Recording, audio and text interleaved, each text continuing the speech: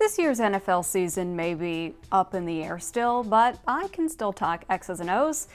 Although in my world, it's really more like H's and L's. I'm highlighting some of summertime's best blocking plays in this week's Heather's Weather Wise.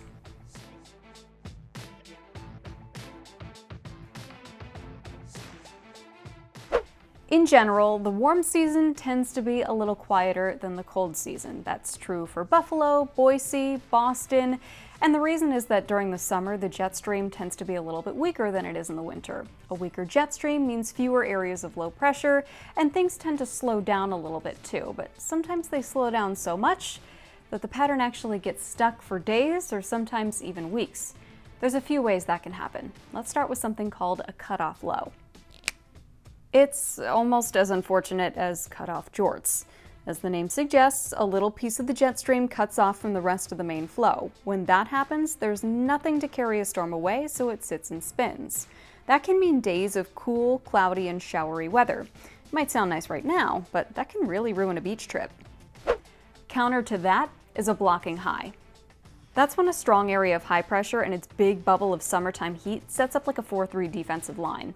With the jet stream jammed up, rain chances are near zero for any place downstream of this setup. Intense heat waves can last quite a while in this setup too. It takes one heck of a running back, or a really strong area of low pressure to break it down.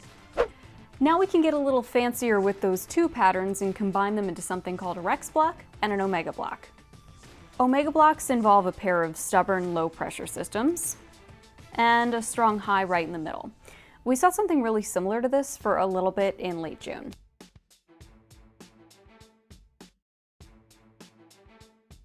Rex blocks are a little bit more unusual, especially for us in the east, but in this case, high pressure is stacked directly poleward of an area of low pressure, and then the two sit and spin in kind of a funky figure-8 wind pattern.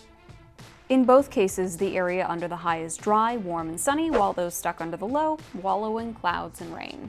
In the case of any of these blocking patterns, the forecast is usually pretty straightforward, but as you can probably tell, location is key for truly winning weather.